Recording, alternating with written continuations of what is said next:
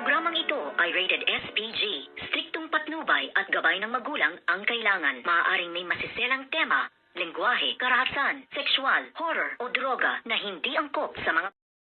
Good morning and welcome sa aking YouTube channel mga kachika. Muli na naman nating pag-uusapan ang mga kaganapan dito nga sa Shining Inheritance na ngayon nga ay nabigo ito ngang si Atty. Charlie at ito ngang si Lani kasama nga ang pamilya ng De La Costa na hanapin ito ngang si Lola Aurea. At ang pagkakaalam nga nila ay nakay-ina ito ngang si Lola Aurea. Ngunit magaling din naman talagang magtago ito ngang si Francis at tinawagan nga niya ito ngang si ina upang itago nga si Lola Aurea. At maganda ang kanilang naging desisyon na sa ibang bahay nga muna sila pansamantala. At kinausap nga nitong si ina ang may-ari ng bahay na kung maaari nga daw ay doon muna siya dahil nga nandoon na yung mga taong gustong kumuha kay Lola Aurea. Ngunit mabait naman din talaga ito ngang may-ari ng bahay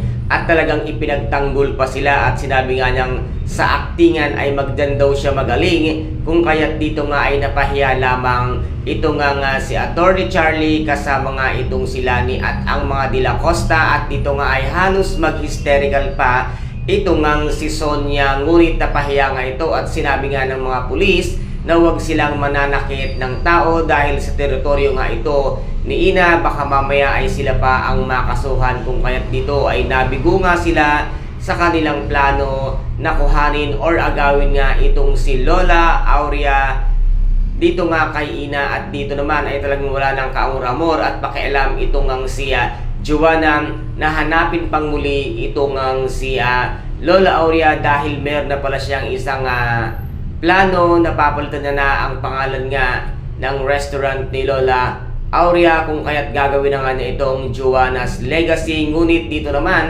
ay muli na ngang babangon ang ating bidang si ina at ang kanyang gagawin nga at itong si Lola Aurea ay gagawa sila ng bagong restaurant at itatapat nga nila ito sa Joanna's Legacy. At dito ngayon ay magkakaroon na ng isang tunggali sa restaurant at ang magkasama nga ay itong si Lola Aurea at ito ngang si ina ay muli nang babangon upang palawigin ang kanilang magiging bagong restaurant. Kaya dito nga ay magsisimula na rin ang kalbaryo nga ng buhay nito ngang si Joanna dahil makakatapat niya na itong si Lola Aurea at ito ngang si ina. Kaya guys, ito po ang ating mga pakaaabangan sa mga susunod na episode dito nga sa Shining Inheritance. Kung nagustuhan po ninyo ang aking videos for today, paki-subscribe na lamang po ng aking channel, paki-like and share para maging update kayo sa lahat ng gagawin kong videos.